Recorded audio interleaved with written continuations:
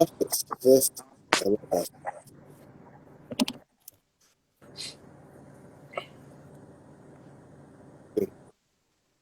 How's it going, man? Fine, fine. How are you? I'm good. Awesome. Right, so guys, welcome back to another episode of the Ike MMA show or the Ike MMA podcast, whichever you prefer.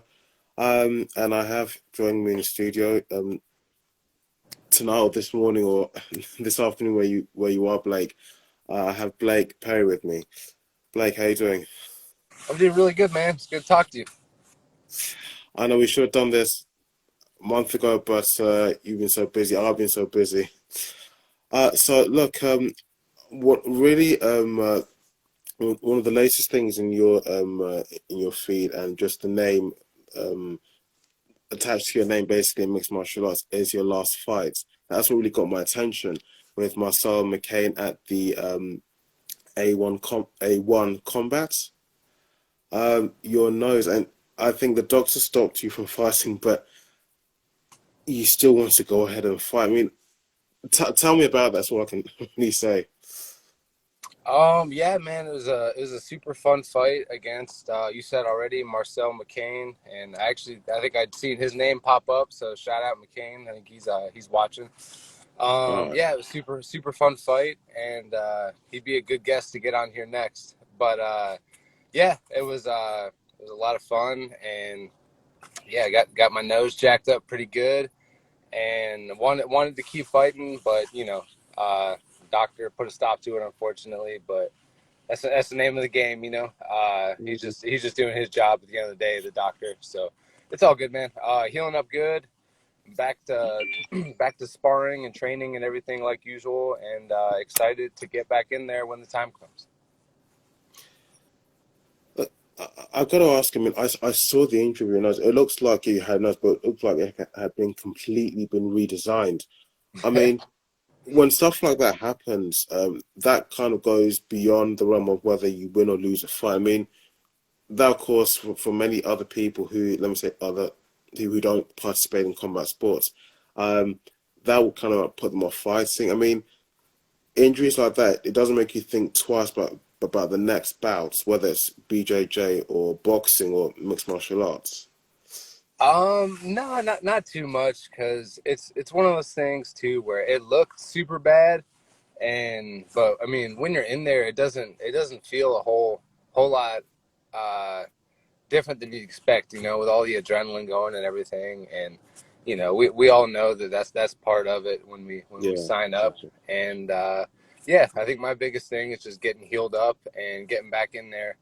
Uh, just so that doesn't happen in the future. I don't want fights to get stopped in the future for similar reasons. But yeah, no. So in terms of like making me rethink anything, nope. I'm still full force, man. Good. It might put an end to that potential modeling career, but Okay. I'm kidding. No, But no. no, it's all good, man. Good to go. So yeah, I think from that, it's the first time that I'm interviewing you in the first time and I'm having a proper conversation with you. Um, your interest in combat sports, I mean, not just mixed martial arts, but combat sports as a whole, where did that stem from? That's a good question. So I grew up in Ohio, in the U.S. where I'm from originally, and I grew up wrestling. So that I always liked watching MMA and stuff as a little kid, and grew up wrestling. And then when my wrestling days were over, just transitioned into MMA. It just kind of made sense. A lot of fighters, especially in the U.S., started wrestling. It's pretty popular. So yeah, that was kind of my upbringing, was wrestling from a young age. And once I was past the age of carrying that forward, I got into MMA and just started training and just kind of went with it from there, man. Mm. Um, well, I think I asked you the concerns about health, I mean, with regards to your last fight. And in one of your other interviews, I also, well, I kind of picked this up from the interview and also from I think one of the last times that you messaged me, you sent me a picture of a room full of soldiers wearing their uniforms. Um, you also listened to the army as well. I'm actually in the U.S. Air Force. So yeah, I am in the military, but in the Air Force. Actually, if you listen Oh. close, I just finished up work. You could probably hear the national anthem. Yeah, yes, I can hear Yep, that. Yeah. they play it every day at the same time. That's Oh, funny. But yeah, I'm stationed out in Travis Air Force Base in California.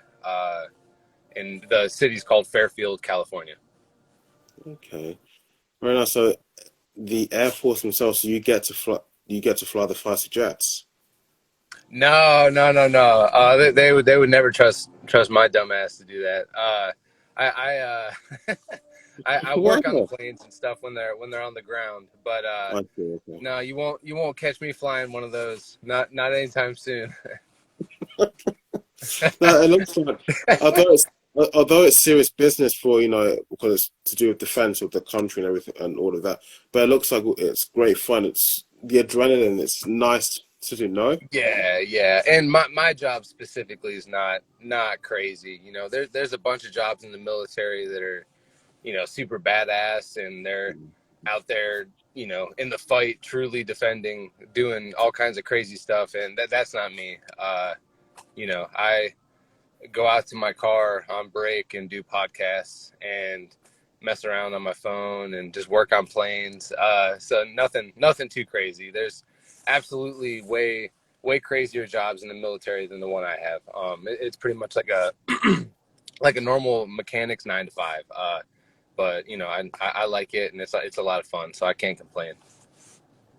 so that I can understand. You don't when you're working. You're well, not working, but you're in the military. So I mean, do you actively? I can't. I think of the word to you. So if the US was to deploy some soldiers abroad, say in the Middle East, just where they're needed as an ally, um, would you go with the army, or are you just someone that's based at home in the US? So I spend a majority of my time at my base in California, but yeah, the potential to deploy is always there for any active duty military. Yeah, we could always deploy potentially, but I personally spend most of my time right here in California. I'm pretty fortunate with having a set schedule, and like I said, there's people that have it way worse than me that are gone for years at a time in all kinds of crazy countries or out on a ship in the Navy for a year on end, all kinds of crazy stories. But for the most part, I've been super fortunate in my career to have a very stable schedule that allows me to fight full time too. Hmm. But that's really good. Because I was thinking how, as a young fighter, you find the balance between the military and your fighting. Yeah, so I'm pretty lucky in terms of I have the same set schedule every day in terms of like my job, the like military aspect. Just like anybody's job, I work 8 to 10 hours a day, and then go to the gym after and squeeze in my workouts whenever I can during the day, also for just extra lifts and all that good stuff. But yeah, for the most part, the balance is pretty similar to anyone who's got a real job too. The goal is to get to where I can just fight solely and that is my income, Yes. and I fully plan on having that come to fruition. But as of right now, the balance, it really isn't too bad. Yeah. Just kind of the same with anyone that fights and has a full-time job. We make it work. Absolutely, absolutely. Now I looked at your fighting history. Now you just started um, your professional career, but looking at your amateur career, that looks really good. As in, you've had a really successful amateur career. Can you elaborate on that a little bit? Because you've come out on top of a lot of those fights you had. Oh, I appreciate that. Yeah, I had a pretty relatively successful amateur career. There's, I lost fights as well. But it's all part of it, and that's definitely the time to get the rough fights out of the way, you know, in the amateur career. But yeah, I had a lot of fun, man. I fought majority of my amateur fights in Hawaii, and then a few I bounced around during COVID. I fought out in Tennessee a couple times and California, Nevada. But yeah, for the most part, yeah, I think it was probably about 3.5, 4 years I fought amateur, and then just recently this year had my first two pro fights. Right. That's really good because you also ranked number 6 in Hawaii, which is that's one of the top 10. I appreciate it. Yeah, no, I really appreciate that. Not sure how many that's out of, but you know, don't look that up. Let's just pretend it's like 3,000 or something. We'll say. No, don't as in don't dumb yourself down. I mean, for something like fighting, which is so brutal. I mean, yes, it's entertaining to watch and it's nice to do when you're just sparring or just practicing or going for some training, but to actually compete, got to step into that cage or step into that ring and just be prepared to take that sort of brutal attack and also go in the offensive. There's a lot of guys and girls who are not prepared to do that, but they'll be happy to make the money off that. You know what I mean? Yeah, for sure. No, I joke around a lot, and I like to, you know, make jokes about myself. But I appreciate that. I am proud of, you know, Sure. what I've been able to do and what my teammates have been able to do, and yeah, just trying to do my thing and make it one fight at a time, and just try and keep it exciting, win or lose, you know. So, your next fight, again, it's the first time I'm conversating with you. Um, how do you normally go about preparing for a fight? I mean, there's the obvious answer: you train and you cut where you have to reduce your calories and to train in the gym all the time. But for you yourself, as in, what would your fight camp and your nutrition, just the overall preparation, what would that be like? Yeah, so it kind of just depends on. Usually, you get an opponent, and then you work with your coaches and stuff to get a game plan based on your opponent, and just work hard with your teammates and the stuff you said already. You know, the obvious, the nutrition, training, and all that is what all the fighters do. But yeah, it just kind of comes down to a lot of recovery too, a lot of just being in a good headspace when you're going in there. And as cliche as it sounds, just go out there and have fun, man. Because that's even at the professional level, or if you're just training for fun, just go out there and have fun. Because before I know it, I'm gonna be too old to do this stuff and be someone's grandpa yelling at Yeah. people to get off my lawn. So I just want to enjoy it now. Why not have some Yeah, yeah. bangers and make every fight as exciting as I can, and just have some fun fights while I can. No, definitely. I have heard almost repeatedly now that cutting the weight, cutting the weights, making the weight, and then still having to step into the cage or even the ring to compete to fight is one of the hardest, most horrible, most draining. That's the worst part of the preparation. Um, yourself, 'cause I do see you look like someone who really, well, if ever it's happened, but you look like someone who's always in shape and you're always lean. I mean, when it comes to making weight, do you struggle with that at all? First off, I appreciate it. You look good too. You're looking good over there, man. But no, I'm pretty. I don't get like crazy heavy for my weight class. I try and keep it within striking distance. Something that's a lot of guys will be 35, 40 pounds, like some ridiculous number, and I'm Mhm. never like that because I like to just focus on the fighting aspect as opposed to worrying about losing a ton of weight and making my fight camp about losing weight as opposed to getting better at fighting. So my weight cuts normally aren't terrible. There's definitely people that have it way worse than me. Um, and yeah, like you said, I try and I just stay in the gym year round, and if you're training all the time, there's really no reason for me to get crazy heavy. And especially, I think some of my most fun fights have been super short notice fights. And when you get 40 pounds overweight, you know, you can't take short notice fights, and I want to be able to hop on all the opportunities I can. So that's why I avoid cutting a whole bunch of weight, because, you know, if a 2 week notice or a 1 week notice fight comes my way and it's a good opportunity, I want to hop on that. You know, I don't want to have to turn stuff down because I'm a fatty. You know, I like to stay pretty close to weight for the most part. So, you know, I'm sure you must know Paddy Pimblett. Yes. You see what he does after a fight. He will, or when run up towards a fight, he will shrink down and slim down and lean out. After a fight, he'll balloon up again. You've never Mm-hmm. done that. After a fight, you feel, God, okay, you've won. Now you want to celebrate hardcore. So you're going to go and eat all the cakes and the chips and muffins and stuff. You know, something like Yeah, that. yeah, So, yeah. Oh no, like, don't get me wrong. I have days like that for sure, especially right after a fight. I'll go full force fat guy for a few days, but then, you know, that's when you got to be able to turn it off so you don't balloon up and have to shrink back down. You know, I definitely, don't get me wrong, I have my fun, and I throw down some ice cream and cake, and I've been eating a lot of sushi lately, a lot of Thai food. So I definitely eat good. Don't get me wrong, but I just, you know, have to realize, you have to have that reality check when you're like, oh man, you know, I'm pretty heavy right now, like heavier than I'd like to be. So you gotta, you know, reel it back doesn't in, get it under control.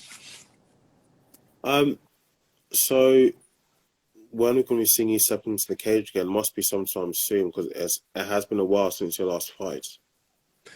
Yeah, so I don't have an official date yet, or any fight signed or lined up or anything like that. But yeah, I'm focused on just getting healthy, and just so I can go back in there without any second thoughts, you know. And it's looking like I'm definitely on the right track to do that, and I feel great, and I'm back to sparring and Sure. everything like that. So all of that is good. My recovery is going really good, and you know, it's not too bad. A little crooked, but it's a lot better than it was. But yeah, so to answer your question, I don't have an official date or fight signed, anything yet. But um, when the time comes, I'll be ready to hop on it. I'm hoping maybe end of this year, early next year would be awesome. So I'm just staying available for opportunities and fights and whatnot, and hopping on whatever comes my way. Sure. Now, you don't seem, well, first of all, you do come across as someone who's quite articulate. You speak well. Um, and I know you fought in Bellator quite a few times as well, haven't you? Say that again. I fought in Bellator. You have fought in Bellator before, haven't you? Yes, I fought for them once in Hawaii this year. Now, that's quite big. Well, after the UFC, that's the second biggest mixed martial arts promotion in the world. They're not the sort of, let me say, they don't have that, not to knock them or to knock anyone that fights for them, but they don't have that sort of glamorization of the sport that the UFC do. You know, the UFC have that brand power for virtually everything attached to anything that they put their hand in. Um, when it comes to trash talking, you don't seem the sort of person that, I don't know, you don't like trash talking because you're a good looking guy, so you know you Thank could you, sell a thank you, fight thank you. really well. Yeah, No, I'm not much of a trash talker, man. I would be pretty bad at it. I see my brother's wife Cassie and my sister are watching live, and they could both tell you that if I tried to be a trash talker, it'd be pretty embarrassing. So I think are that's they the watching biggest this thing live too. right now? What'd you say? Sorry, are they watching this live right now? They are. Oh right, you know you can see them in the. All But yeah, right, I think the biggest thing with the trash talking is, I think people appreciate realness, if that makes sense. Like, if you're genuinely a dickhead and you talk trash, people love it, you know, because they're like, oh, like, it seems yeah, yeah, genuine. People get behind that. yeah, Or vice versa. If you're genuinely a good guy yeah, and you're nice to people, people appreciate yeah, that too. It's yeah, when people try really hard to be something they're not. You know, if someone is a really nice guy in real life and they try and talk smack, it just comes off as really cringy. or vice Yeah. versa. If someone's actually a dickhead and they are super preachy and act like a nice guy, people will hop on that too as soon as they get a little dirt on them. So I think just being genuine is definitely the way to go. And trash talking is definitely not, it's not me. Blake, one thing I'll take away from this interview with you, I'm doing tonight here in the UK and this afternoon over there in the US, is that I think I need to probably will schedule a slightly earlier time for both of us. All right, that sounds good. Definitely. Before I let you go, once again, thank you so much for coming on the show. And are there anyone, or is there anyone, family, friends, or anyone who's combat sports affiliated who you want to give a shout out to? Yes, thank you. First and foremost, my team at it's got Nobody MMA out of Train for Life Center in Fairfield, California. Terrence Saturn, Cesar Gonzalez, a whole bunch of people, Houston, Ricky, everybody. Amini, and out of my family, I see my sisters watching, my sister-in-law Cassie, and I seen a few fighters joined here too. So, like I said, the dude that broke my nose, I seen he's watching. So, check him out, Marcel McCain. He's always in bangers. He's got, a bunch of good fights online, and follow him. And I seen his homeboy Dan Black just fought on the A1 card, and he's seen he was watching too. So, yeah, give him a watch. And in terms of anybody else, I think on the dot, that's all I have. And of course, my girlfriend and dog back home, Selena and Buddha. And please send me the links of all those people because I want to include them when I'm posting this online, just to tag all of them.